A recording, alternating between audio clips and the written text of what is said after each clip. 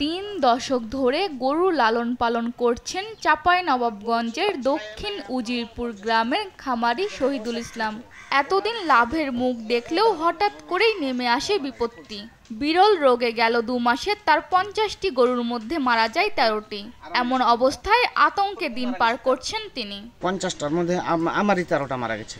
এরকম শত শত ভাইয়েরই গরু মারাইছে যারা রাখাল, যেটা মরে গেছে বাকিটার কি হবে, সবাই আতঙ্কের মধ্যে আছে। শুধু শহীদুলই নয়, এমন অবস্থার শিকার পদ্মার চরাঞ্চলের নারায়ণপুর, দুর্লভপুর ও উজিরপুর ইউনিয়নের বিভিন্ন চরের খামারিরা। হঠাৎ করে গরুর সামনের ও পেছনের মাংসপেশি ফুলে কোনো কিছু বোঝার আগেই অসুস্থ হয়ে কয়েক ঘন্টার মধ্যেই মারা যাচ্ছে।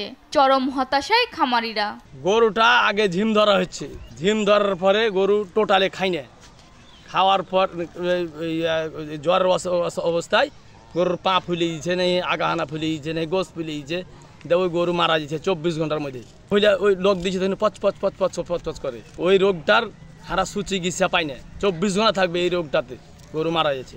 আমরা জানিও না যে এটা কি অসুখ হচ্ছে, কিন্তু ওই যে লোক যখন দিব তখন পচ পচ পচ পচ করে পুরার জায়গাতে। আমার ব্যক্তিগত 4টে মারা গেছে, আমার 10টা গরুর মধ্যে 4টে মারা যায়, তাহলে আমরা কি করবো? বছরের শেষে আমরা লাভের আশায় থেকে আমরা ওই লসের পদ্ধতি করে আছি। এদিকে গরুর মালিকদের দাবি, সরকারি পশু হাসপাতালে চিকিৎসকদের কোনো সহযোগিতা পাননি তারা। উল্টো হাসপাতালে গরু নিয়ে যাওয়ার কথা বলে পশু চিকিৎসকরা। চরাঞ্চলে এই যে গরুগুলা মারা যাচ্ছে, চিকিৎসকরা আসছে না, তারা চিকিৎসা দিচ্ছে না, আসলো আবার অতিরিক্ত টাকা চাই।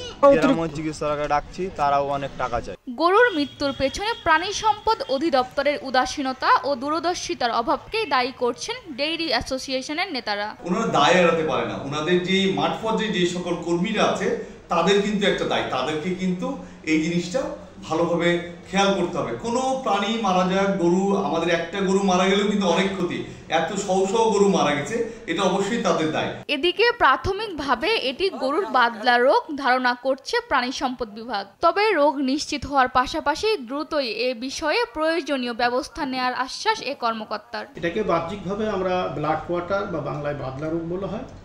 তবে আমরা এর মধ্যেই আমরা নতুন কোনো যদি লিশন পাই, আমরা এটাকে আমাদের যে গবেষণাগারে পাঠায় আমরা আরও অথেন্টিকভাবে এটা আমরা বলতে পারবো।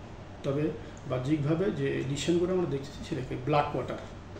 এর ভ্যাকসিন আছে, আমাদের যতটুকু আছে সেটাকে আমরা করছি এবং আশা করি আমরা 1 থেকে 2 সপ্তাহের মধ্যে এই রোগটাকে আমরা নিয়ন্ত্রণ করতে পারবো। পদ্মার চরাঞ্চলে অন্তত 40,000 গরু লালন পালন করছেন চাঁপাইনবাবগঞ্জের রাখালরা। নিউজ ডেস্ক, দেশ টিভি।